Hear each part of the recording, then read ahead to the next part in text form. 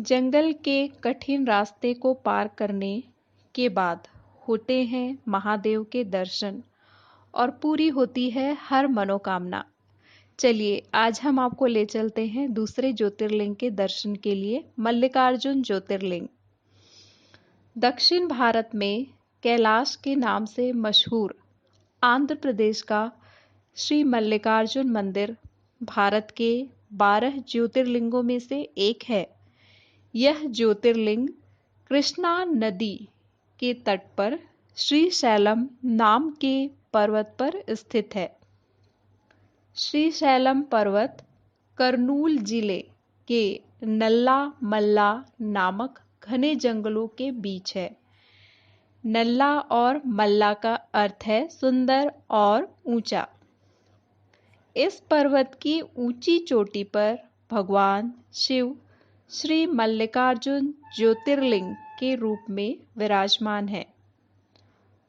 मल्लिकार्जुन मंदिर में स्थित ज्योतिर्लिंग भगवान शिव के 12 ज्योतिर्लिंगों में से है तथा 12 ज्योतिर्लिंगों में से मल्लिकार्जुन ज्योतिर्लिंग को दूसरा ज्योतिर्लिंग माना जाता है। मल्लिका का अर्थ माता पार्वती का नाम है, वहीं अर्जुन भगवान शंकर को कहा जाता है। आपको यह जानकर हैरानी होगी कि यहाँ माता का एक शक्तिपीठ भी है, इसलिए इस ज्योतिर्लिंग की महत्ता अपने आप में बहुत ज़्यादा है। कहा जाता है कि जब माता सती ने आत्मदाह किया था तो उस समय उनके शरीर का एक टुकड़ा इस जगह पर भी गिरा था और वहीं से ये एक शक्तिपीठ के नाम से भी विख्यात है। तो यहाँ भगवान शिव की मल्लिकार्जुन के रूप में पूजा की जाती है। मान्यताओं के अनुसार यहाँ आने वाले हर भक्त की सभी सात्विक मनोकामनाएं पूरी होती हैं।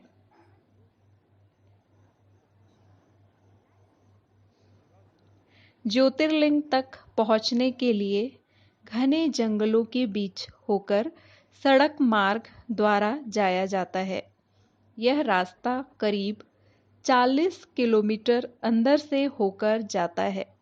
घने जंगलों के बीच से रास्ता होने की वजह से शाम 6 बजे के बाद वन क्षेत्र में प्रवेश वर्जित होता है और सुबह 6 बजे के बाद ही इसके गेट दोबारा खोले जाते हैं।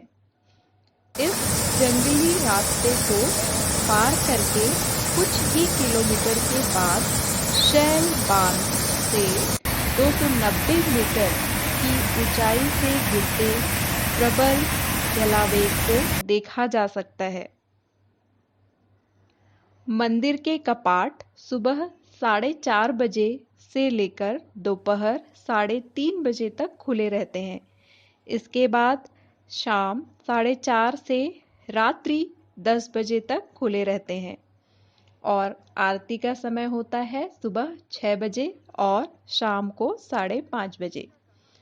दर्शन का समय है सुबह 6:30 बजे से लेकर दोपहर 3:30 बजे तक और शाम को 6:30 बजे से लेकर रात्रि 10 बजे तक।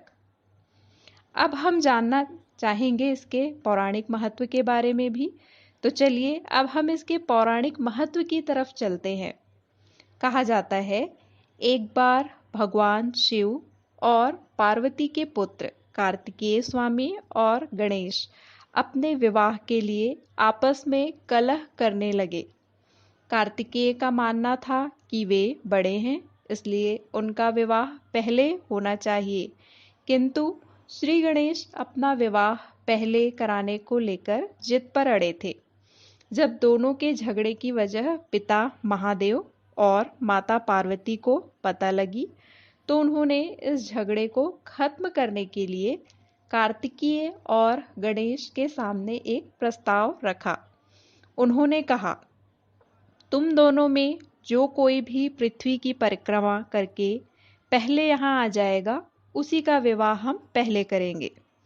शर्त सुनते ही कार्तिकेय जी पृथ्वी की परिक्रमा करने के लिए दौड़ पड़े। लेकिन आप जानते ही हैं कि गणेश जी के लिए तो यह कार्य बड़ा कठिन था, क्योंकि गणेश जी शरीर से स्थूल किंतु बुद्धि के सागर थे। उन्होंने एक उपाय सोचा और अपनी माता पार्वती तथा पिता देवादिदेव महादेव से एक आसन पर बैठने का आग्रह किया। गणेश जी ने उनकी 7 परिक्रमा की और इस तरह से वह पृथ्वी की परिक्रमा से प्राप्त होने वाले फल की प्राप्ति के अधिकारी बन गए। उनकी चतुर बुद्धि को देखकर शिव और पार्वती मंद ही मंद मुस्कुराए और उन्होंने श्री गणेश का विवाह कार्तिकेय से पहले करा दिया। जब तक स्वामी कार्तिकेय संपूर्ण पृथ्वी की परिक्रमा करके वापस आए, उस समय तक श्री गणेश जी का विवाह विश्वरूप प्रजापति की पुत्रियां सिद्धि और बुद्धि के साथ हो चुका था, जिससे उन्हें क्षेम और लाभ नामक 2 पुत्र भी प्राप्त हो चुके थे।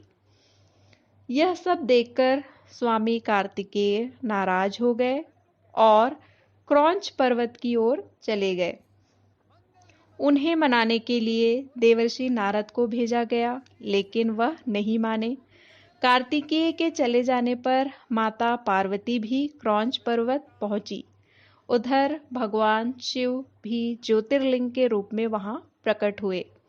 तभी से वह मल्लिकार्जुन ज्योतिर्लिंग के नाम से विख्यात हुआ।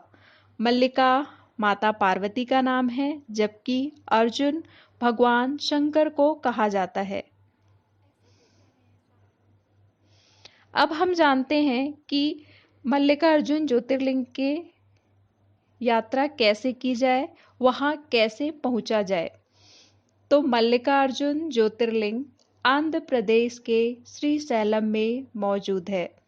आप सड़क, रेल और हवाई यात्रा के जरिए इस ज्योतिर्लिंग के दर्शन कर सकते हैं। सड़क के जरिए श्रीशैलम पूरी तरह से जुड़ा हुआ है। विजयवाड़ा, तिरुपति, अनंतपुर, हैदराबाद और महबूबनगर से नियमित रूप से श्रीशैलम के लिए सरकारी और निजी बसें चलाई जाती है। श्रीशैलम से 137 किलोमीटर की दूरी पर स्थित हैदराबाद का राजीव गांधी अंतर्राष्ट्रीय एयरपोर्ट सबसे नज़दीकी एयरपोर्ट है। यहाँ से आप बस या फिर टैक्सी के जरिए मल्लिकार्जुन पहुँच सकते हैं। अब आते हैं रेलवे मार्ग की तरफ। तो यहाँ का सबसे नज़दीकी रेलवे स्टेशन है मरकापुर रोड, जो श्रीशैलम से 62 किलोमीटर की दूरी पर है। फिर टैक्सी से हम मल्लिकार्जुन पहुँच सकते हैं। तो मैं उम्मीद करती हूँ कि ये यात्रा वृत्तांत, जो कि एक मानसिक वृत्तांत था, उसमें आपको आध्यात्मिकता का एक अनुभव हुआ होगा। आप आध्यात्मिकता के चरम सीमा में पहुंच गए होंगे और आप जाकर जरूर दर्शन करेंगे मल्लिकार्जुन का। जय भोलेनाथ। इसके आगे हमारे साथ आप बने रहें।